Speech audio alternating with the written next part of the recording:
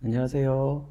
이번 주 강의 시간부터 실습이 포함될 건데, 많은 분들이 실습 영상을 미리 보고 연습을 하고 오면 좋겠다는 의견을 주셔서 실습 영상을 준비를 했습니다.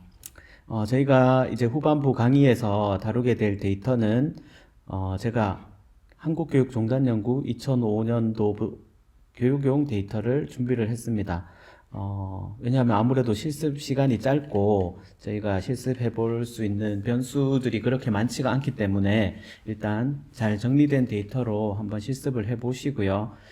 필요한 내용들이 있다면 추가적으로 본인들이 패널 데이터 자료 같은 것들을 열어서 한번 실습한 내용들을 익히시면 좋을 것 같아서 일단은 좀 간단한 데이터로 출발을 하도록 하겠습니다. 박사과정생들은 이미 논문도 써봤고 또 주제도 탐색을 하고 있기 때문에 이런 패널 데이터라든지 아니면 본인이 수집한 데이터를 많이 다루어 본 경험이 있을 건데요. 지금 이제 갓 석사에 입학하신 분들은 이런 데이터를 만져볼 기회가 많지가 않아서 지금 수준차를 고려해서 좀 쉬운 단계부터 또 박사과정생들 같은 경우에는 너무 쉬울 수 있기 때문에 중간중간에 간단한 팁 같은 것들을 드리는 것으로 그렇게 진행을 하도록 하겠습니다. 먼저 켈스 교육용 데이터는 한국교육종단연구 사이트 또는 한국교육개발원에서 찾아서 이렇게 들어가면 신청을 해서 받을 수 있는데요. 일단 제가 한번 받아서 게시판에 올리도록 하겠습니다. 먼저 이렇게 데이터를 받으면 데이터 폴더하고 보통 코드북하고 이렇게 제시가 돼요. 그래서 이제 저희가 막 급한 마음에 데이터를 막 열어가지고 어떤 데이터를 내가 막 선택해서 보고 싶은 마음이 앞설 건데 그 전에 데이터 구조가 어떻게 생겼는지를 보기 위해서는 저는 데이터 코드북을 먼저 한번 꼼꼼히 살펴보는 것을 추천드립니다. 한번 열어보겠습니다. 데이터 코드북을 열면요, 이렇게 변수명하고 그 어떤 내용들을 측정하고 있는지 그 문항 단위로 이런 내용들을 기록을 해뒀고요. 그 다음에 어떤 값으로 측정했는지 표시를 하고 있습니다. 전혀 그렇지 않다를 1점, 매우 그렇다를 5점, 5점 리커트 척도를 사용했는데 1점부터 5점까지 코딩을 해뒀구나. 그 다음에 대상은 학생이다, 문항 번호 이렇게 있고요. 간혹 여기에 문항 값에 999 또는 -9 이렇게 해서 결측치를 표시하는 경우도 있습니다. 이거는 되게 간단하게 정제된 데이터라서 그런 표시는 안 해뒀던 것 같고요. 이렇게 보시면 이제 쭉 사회적 자기 개념은 8문항으로 측정했구나. 가족 자기 개념은 또 나머지 9문항으로 측정했구나. 이런 것들을 볼 수 있고 자기 개념이 끝나면 통제 기대, 자기 효능감도 교과별로 이렇게 측정을 했구나. 수업 이해 정도도 교과별로, 학업 성취도 총점, 척도 점수를 이렇게 부여하고 있습니다. 척도 점수는 다음에 제가 문항 반응 쪽에서 다시 한번 다루도록 하겠습니다. 이 코드북을 먼저 보는 이유가 변수명과 내용을 이제 한눈에 이렇게 볼 수 있다는 점이 있고요. 이 코드북을 가지고 이제 앞으로 계속 연구를 해야 될 건데, 예를 들어서 사회자기 개념이 측정했을 때 신뢰도가 잘 안 나온다 하면 바로 다른 변인들을 빨리빨리 찾기가 좋습니다. 데이터를 바로 열어서 보면 혼동이 되는 경우가 많거든요. 그리고 빨리 분석을 해보고 싶은 마음이 앞서가지고 좀 준비가 안 된 상태에서 분석을 하게 될 경우도 있어서 저는 코드북을 먼저 꼼꼼히 어떤 구성으로 이루어져 있는지를 살펴보는 것을 권장드리겠습니다. 그리고 첫 번째 이제 기초적인 배경 변인들이 앞쪽에 대체로 실려 있고요. 그 다음에 보통 문항을 물어보는데 우리가 사회적 자기 개념을 어떤 연구에서 사용을 하려고 한다. 그때 보통 문항 단위로 이렇게 분석하는 경우도 있지만 그런 경우보다는 이런 사회적 자기 개념을 하나의 어떤 구성 요인으로 만들어서 사용하기를 원하는 경우가 더 많을 수 있습니다. 그렇기 때문에 우리가 오늘 할 것은요, 이렇게 사회적 자기 개념을 8문항 측정한 것을 하나의 변인으로 만들고, 또 가족 자기 개념 9문항을 또 하나의 변인으로 만들고, 이렇게 해서 우리가 분석할 수 있는 좋은 단위로 만들어 보는 것을 실습을 해보도록 하겠습니다. 그 가운데서 나타나는 여러 가지 팁들은 제가 분석을 통해서 말씀드리겠습니다. 그래서 오늘 저희가 목표로 하는 것은 제가 제일 마지막에 여기 셀에다가 넣어 두겠습니다. 그 배경 변이는 그대로 살려두고요. 사회적 자기 개념을 평균을 계산해서 새로운 변수명으로 지정하는 거, 그 다음에 가족 자기 개념도 마찬가지로 이렇게 여러 문항 있는 것을 평균을 계산을 해서 이렇게 새로운 변수로 만들었습니다. 그래서 여기서 변수명은 본인이 알기 쉽도록 변수명을 정해주시면 좋고요. 저희는 이제 3차년도 자료를 다룰 거기 때문에 여기 Y1 해서 Year 1을 표시를 해두는 것이 적절하겠죠. 그 다음에 셀프 컨셉트, 자기 개념에다가 소셜 이렇게 해서 저는 Y1 SCS라고 사회적 자기 개념을 이름을 지었습니다. 본인이 편한 방식으로 하시면 되고요. 이렇게 많은 처음에 봤던 그런 많은 문항들을 우리는 줄여서 61의 문항을 줄여서 20개로 만들어 가지고 분석을 하려고 합니다. 그러면 이 내용은 제가 게시판에 올려두도록 하겠습니다. 그리고 이제 데이터를 한번 살펴보겠습니다.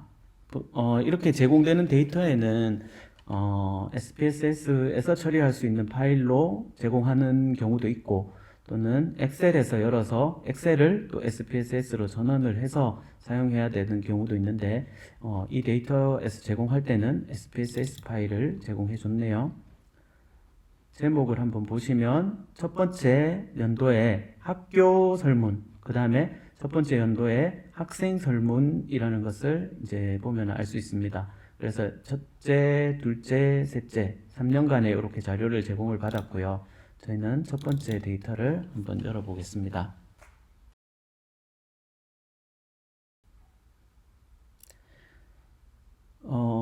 SPSS 최신 버전이 설치되지 않은 분들이 계신 것 같아서 예전 버전 18버전으로 실습을 하도록 하겠습니다. 최근 버전은 기능들이 더 많이 탑재되어 있고 여기 디자인이 좀 더 좋은 것 같아요. 그리고 최신 버전의 최대의 장점은 제가 봤을 때는 그래픽 기능인 것 같아요. 그래프를 그리면 바로 이제 복사해서 어디 써도 될 만큼 그래픽이 아주 세련되게 바뀌었습니다. 예전 거는 그렇지는 않은 것 같아요. 먼저 SPSS 화면을 먼저 설명을 드리겠습니다. 이런 기초적인 게 더 궁금하신 분은 최근에 보니까 유튜브에서 설명하는 그런 것들이 많아가지고 강의들이 많아서 한번 보시면 될 것 같고요. 저희는 목적은 패널 데이터를 관리하고 구조화하는 데 있기 때문에 그런 데 초점을 맞춰서 설명을 드리겠습니다. 먼저 제일 아래쪽에 탭을 보시면 데이터 보기 탭하고 변수 보기 탭이 있어요. 데이터 보기 탭은 이제 데이터가 입력된, 코딩된 공간이고요. 변수 보기는 내가 확보한 또는 코딩한 변수들의 속성을 다 담아 놓은 곳입니다. 그래서 일단 데이터 보기에서는 크게 중간에 이렇게 막 비어 있는 곳이 있는가 없는가만 전체적으로 한번 살펴보시고요. 내가 원하는 인원수만큼 이렇게 들어와 있는지 그런 대략적인 걸 먼저 한번 보시면 좋을 것 같습니다. 지금은 6,908명의 데이터가 들어와 있고 학교 수는 150개 학교에서 표집한 내용입니다. 전체적으로 크게 이상은 없는 것 같네요. 자, 변수 보기로 넘어가겠습니다. 변수 보기의 변수 이름은 코드부에서 봤다시피 연구자가 또는 제공한 측에서 이렇게 부여한 거고요. 대체로 패널 데이터 보면 첫 번째 연도에 학생용의 세 번째 문항 중에 하위 첫 번째 문항이다. 이런 식으로 네이밍을 하고 있습니다. 그래서 이런 것만 보면 어떤 변수가 어떤 문항인지를 알 수 있지만 사실 이것만 보면 우리가 잘 알 수 없기 때문에 코드북을 함께 봐야 됩니다. 그런 점이 있기 때문에 코드를 입력을 할 때 설명값에다가 설명을 적어주는 것이 아주 편리하겠죠. 그러면 보는 사람도 좋고 만드는 사람도 이게 호환성 때문에 영어로 변수명을 하지만 설명에다가 문항을 적어 놓으면 찾기가 쉽습니다. 그래서 패널 데이터에서는 이렇게 하는 직업적으로 하는 사람들이 있지만, 예를 들어서 우리가 실제로 설문을 구해서 우리가 일일이 하나씩 여기다가 코딩을 하면 이런 게 없잖아요. 그럴 때는 본인이 이제 분석하기 편하도록 여기다가 설명을 쭉 적어 놓으면 나중에 분석하고 결과가 나올 때도 도움을 얻을 수 있습니다. 하나씩 살펴보겠습니다. 변수명이 있고요. 그 다음에 유형이 있는데, 여기는 지금 저희는 다 숫자로 된 데이터예요. 숫자로 다 코딩이 되어 있기 때문에 숫자로 되어 있고, 간혹 엑셀 데이터를 SPSS에서 불러올 경우에는 간혹 문자로 문자열로 되어 있어서 여기도 문자로 되어 있는 경우가 있는데, 그때는 이제 연속형으로 분석이 안 되거든요. 그때는 이렇게 숫자로 바꿔주시면 됩니다. 또 간혹 그 문자열이 필요할 경우에는 문자로 이렇게 지정을 하시면 되고요. 그 다음에 여기 너비가 있는데요. 이거는 이제 다른 프로그램하고 호환성에 있어서 중요한 역할을 할 수 있습니다. 그래서 여기 한번 바꿔보겠습니다. 너비를 20으로 바꾸면 언뜻 생각하기에는 앞에 ID를 바꿨으니까 이게 20으로 너비가 될 것 같은데 여기는 지금 안 되고 있어요. 이거는 숨어있는 너비입니다. 그래서 다른 데이터로 변환을 할 때 그때 요 하나의 변수가 차지하는 공간을 8칸 정도로 만들어 놓겠다는 뜻이에요. 그래서 여기서는 보이지 않는데 다른 파일로 저장을 하면 거기서 공간이 나타납니다. 그래서 그거는 n+를 다룰 때 다시 한번 말씀드리겠습니다.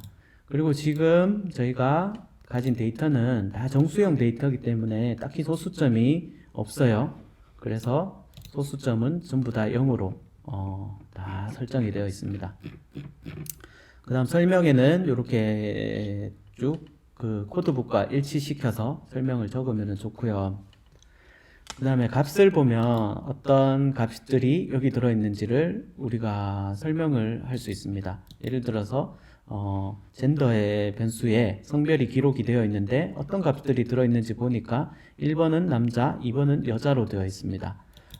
그래서 그 젠더가 어디에 있는지 한번 가보겠습니다. 이렇게 데이터 보기로 이렇게 변수 보기하고 변경을 해도 되지만, 젠더를 내가 빠르게 보고 싶다 하면 3번을 더블 클릭하면 젠더가 첫 번째 열에 딱 나와서 행열이 딱 저장이 돼서 이쪽에 바로 볼 수 있습니다. 그래서 1번, 2번 이렇게 입력이 되어 있는데, 이거는 코드북을 보고 내가 알 수도 있겠지만 변수 보기에 값에다가 이렇게 입력을 해두면 앞으로 결과 파일에서도 1번은 남자, 2번은 여자로 이렇게 출력이 되기 때문에 아주 편리한 기능입니다. 그래서 내가 코딩을 하더라도 이런 값들을 꼼꼼히 입력을 해두면 내가 다음 분석할 때도 도움이 되고, 만약에 내 분석을 누군가와 같이 공동 연구를 통해서 공유를 하게 된다 할 때 서로 혼란 없이 데이터 파일을 확인할 수 있는 점이 장점입니다.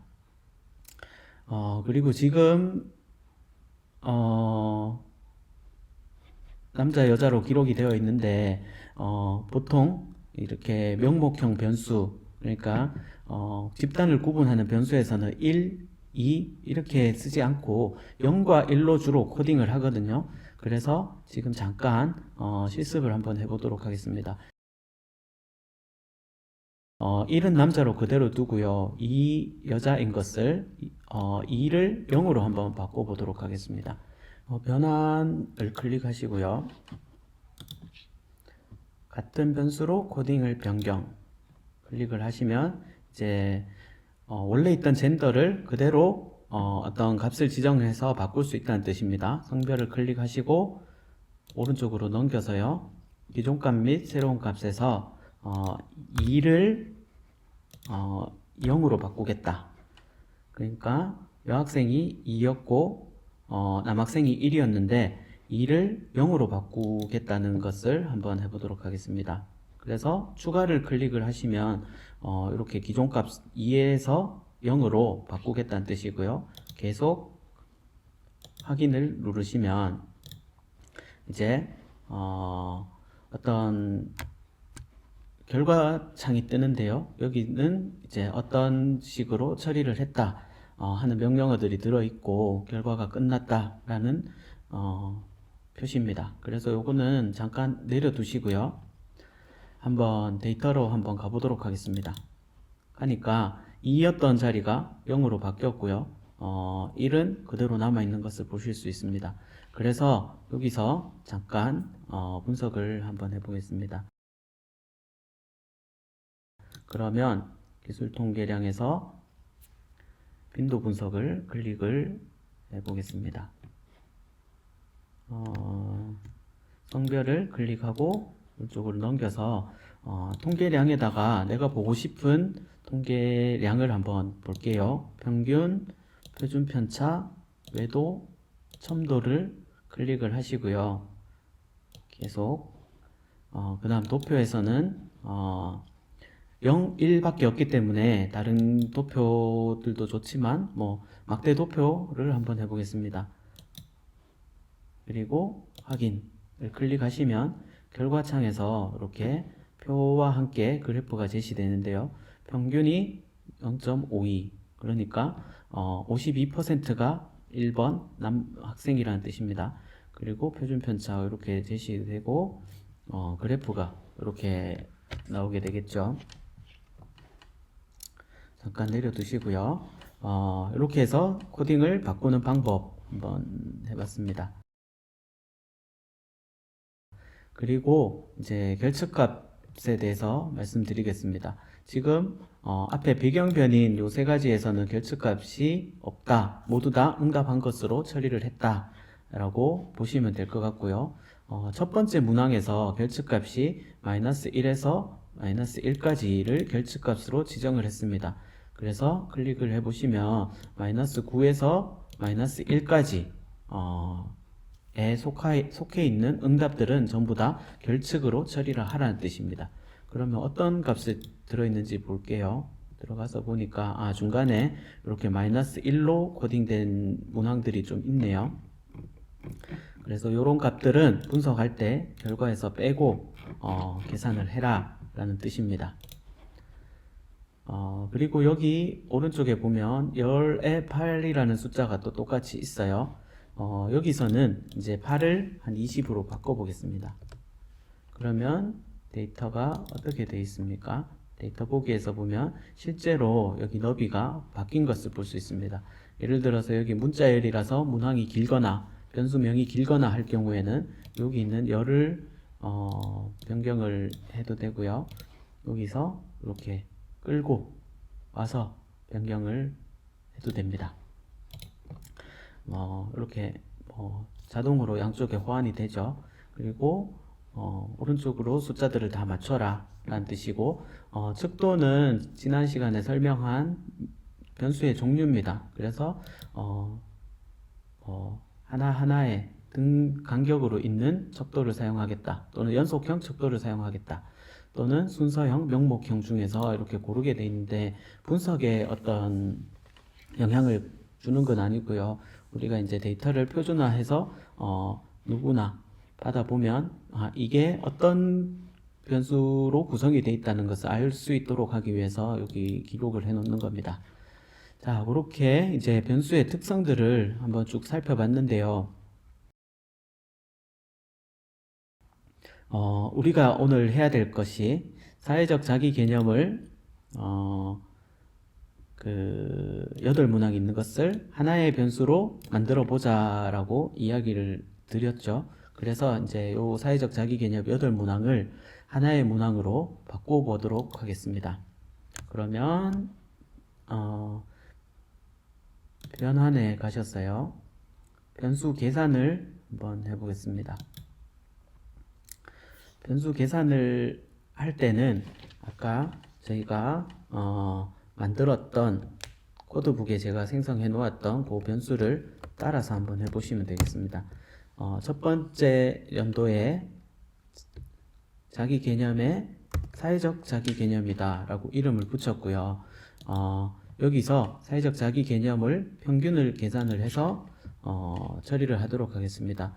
평균을 계산할 때는 8문항을 다 더해서 8문항의 값을 8개로 나누는 방식도 있지만 저는 평균을 구하는 공식을 사용해 보도록 하겠습니다. 평균을 구할 때는 mean이라는 용어를 사용을 해서요.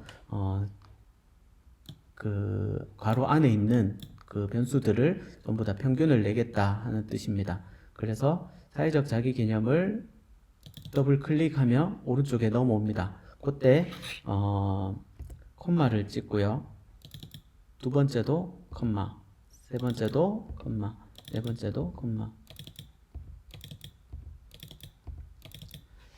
이렇게 해서 괄호를 닫으면 여기 1번부터 8번까지를 전부 다 평균을 내겠다라는 의미가 되겠습니다. 이렇게 하셔도 되고요. 첫 번째 것만 하나 가지고 와서 복사해서 붙여넣고 숫자들을 바꾸는 방법도 있어요. 그거는 편리한 방식대로 선택을 하시면 되겠습니다. 예를 들어서 한번 보여드릴게요. 1번을 가지고 와서 하나는 이렇게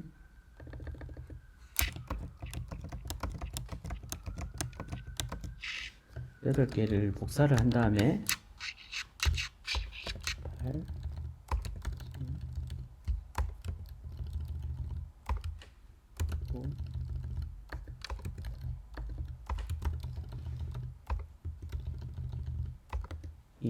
이렇게 개별적으로 입력을 하는 방식도 있습니다. 이거는 뭐 편한 방식대로 하시면 될 것 같고요. 이렇게 많아질 때는 이 왼쪽 변수하고 오른쪽하고 헷갈리지 않도록 조심을 해야 되고요. 우리는 여기서 사회적 자기 개념 1번을 골랐는데 오른쪽은 y1 s3-1 이렇게 입력이 되죠. 얘는 변수명을 가져오는 겁니다. 그래서 변수명이 설명하고 헷갈릴 경우에는 여기 사회적 자기 개념에다가 오른쪽 클릭을 하셔가지고 변수 이름으로 표시를 해서 변수명하고 내가 입력하고자 하는 숫자 표현식하고 같은지를 확인을 해보는 방법도 있습니다. 그래서 이렇게 한번 바꿔가면서 내가 정확하게 숫자 표현을 했는지 확인을 하시면 될 것 같고요.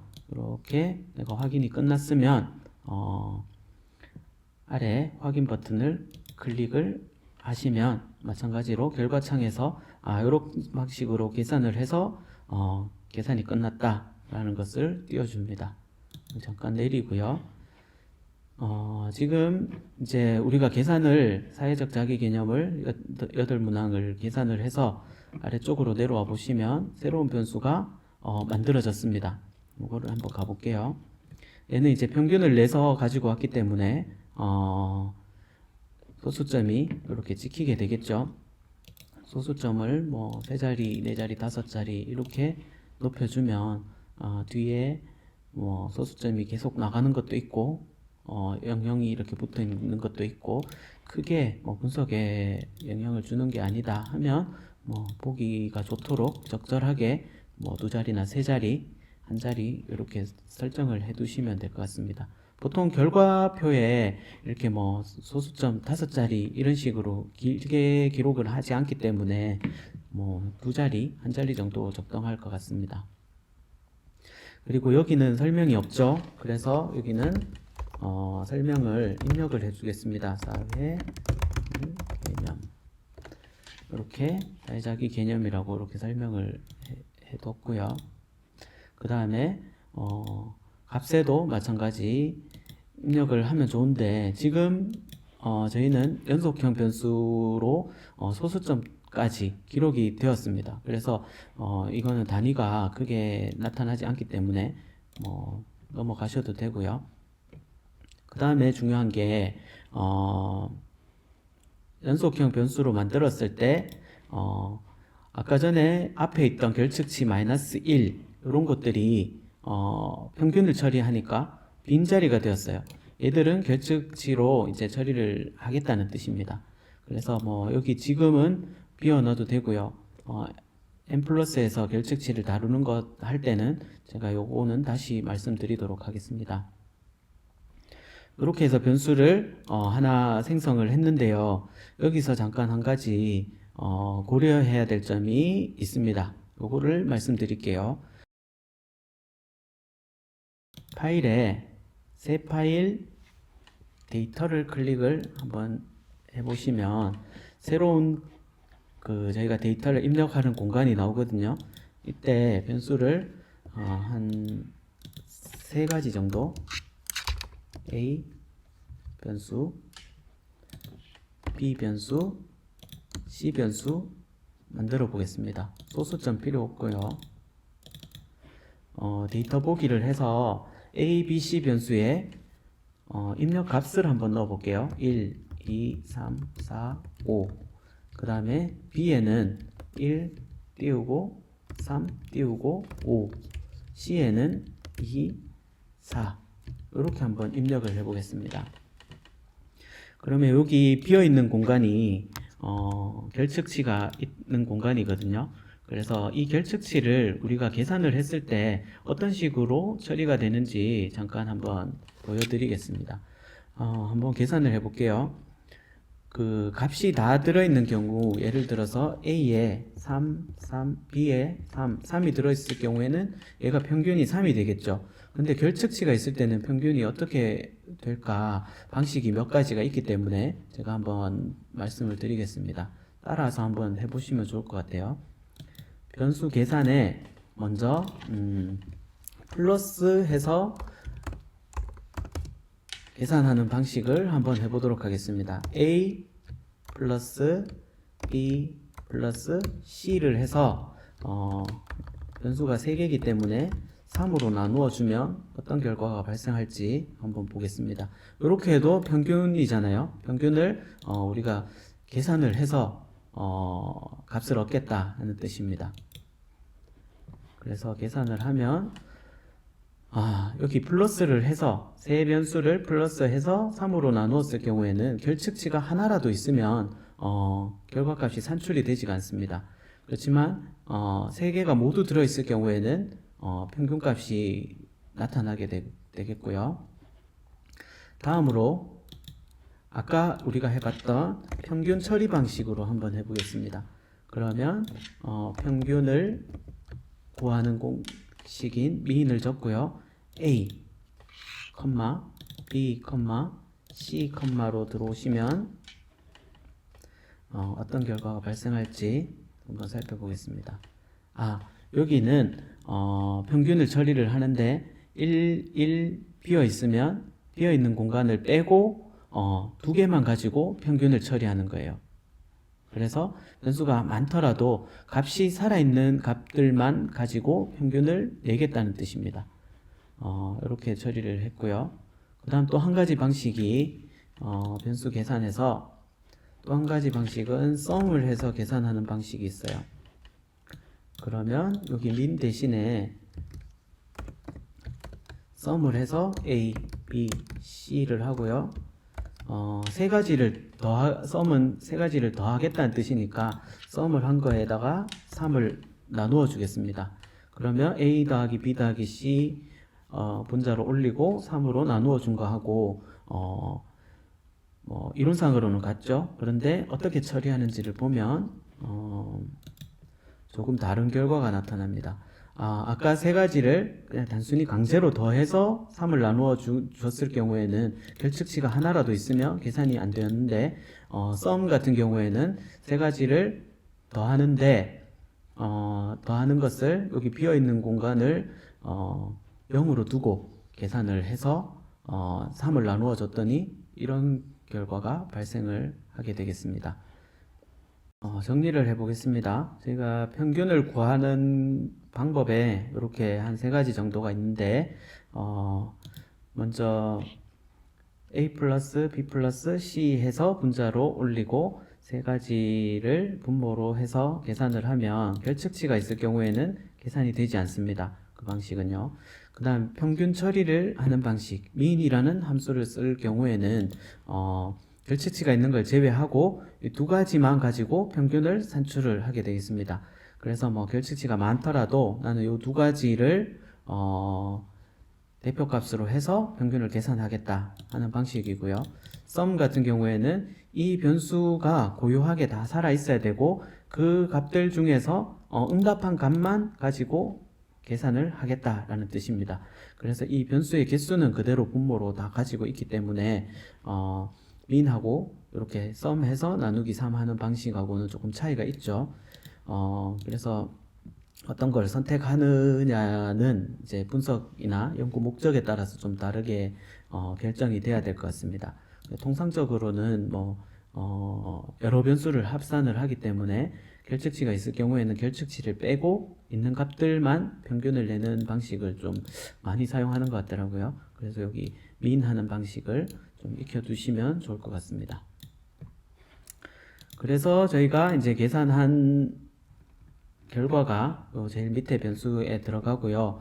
나머지 이제 가족 자기 개념, 그 다음에 신체 자기 개념, 그 다음에 학업 자기 개념, 그 다음에 통제 기대, 효능감은 교과별로 코드북에 제가 제시한 명칭과 같이 한번 실습을 해서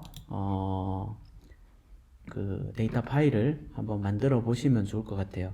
마지막으로 생성한 변수의 특성을 한번 살펴보도록 하겠습니다. 그 분석을 클릭을 하셔서요. 기술 통계량의 빈도 분석을 한번 해보겠습니다. 그 학생 성별이 아까 실습할 때 빈도 분석을 했기 때문에 여기 들어있는데요. 얘를 다시 옮기고 사회적 자기 개념을 계산을 할 건데요. 얘가 평균을 냈기 때문에 여러 가지 점수들이 이제 막 혼합되어 있습니다. 그래서 굳이 뭐 빈도표를 보고 싶으면 클릭을 해놓고 볼 수도 있지만, 이런 뭐 연속형에서 빈도표 보는 게 중요하지 않다 하면 체크를 해제하셔도 됩니다. 일단은 두고 한번 해보겠습니다. 통계량에는 평균, 표준편차, 외도, 첨도 이렇게 직전에 분석했던 것들이 이렇게 체크 설정이 되어 있거든요. 그래서 계속 도표를 클릭하셔서 이번에는 막대 도표가 아니고 그 값들이 하나하나 어떻게 분포되어 있는지를 히스토그램과 정규 분포 곡선으로 한번 살펴보도록 하겠습니다. 그렇게 해서 확인을 클릭을 하시고요. 결과값이 이렇게 나오게 되겠죠. 평균 3.7526 사회적 자기 개념의 평균, 그 다음에 표준 편차 이렇게 계산이 됐고요. 외도 첨도 같은 경우에는 외도 첨도 기준에 충족하는 것으로 이렇게 나타났습니다. 요 표에 대해서는 강의 시간에 좀 더 다루도록 하겠습니다. 그래서 저희가 8문제를 평균을 냈기 때문에 다양한 평균값들이 산출이 되겠죠. 1점부터 제일 낮은 점수가 1점이었기 때문에 1점을 8문항에서 평균을 내더라도 최소 점수가 1점입니다. 그렇게 해서 쭉 학생들이 응답한 값들이 쭉 나오고요. 결측값이 이만큼 들어있구나. 얘는 분석에 포함되지 않고 빼고 100%로 계산을 해서 히스토그램을 작성을 했습니다.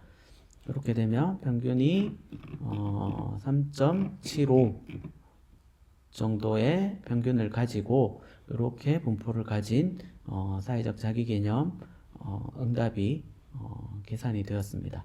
그래서 이 출력 결과가 필요 없을 수도 있지만 출력 결과를 잘 놔두면 다음에 분석을 다시 할 필요 없이 출력 결과만 불러서 빨리빨리 해석을 할 수 있기 때문에 출력 결과를 저장을 해 놓는 게 좋은 것 같아요. 그래서 오늘 빈도 분석을 했고 변수 계산을 했기 때문에 변수 계산 그 다음에 빈도 분석 이 정도로 해서 이름을 지어서 저장을 해 두면 다음에 유용하게 사용할 수 있을 것 같습니다. 오늘 실습은 여기까지 하고요. 실습할 부분이 영상을 보시면서 아까 코드북에 있던 여러가지 그 변수들을 여기 차곡차곡 만들어서 그 만든 변수를 가지고 다음 강의부터 사용할 예정이니까 그렇게 한번 잘 만들어 보시고요. 중간중간에 잘 안 되거나 하시는 부분이 있으면 강의 시간이나 아니면 LMS 게시판에 질의응답에 올려주시고요. 석사 선생님들 같은 경우에는 멘토, 팀 단위로 하는 방법도 있고 1대1로 멘토를 지정해서 하는 방법도 있고 그 방법을 의논을 하셔가지고 잘 안 될 때는 그렇게 멘토 선생님들하고 같이 의논해서 좀 해결해 보시면 좋을 것 같습니다. 이렇게 하고 강의 시간에 추가적인 설명 드리도록 하겠습니다. 수고하셨습니다.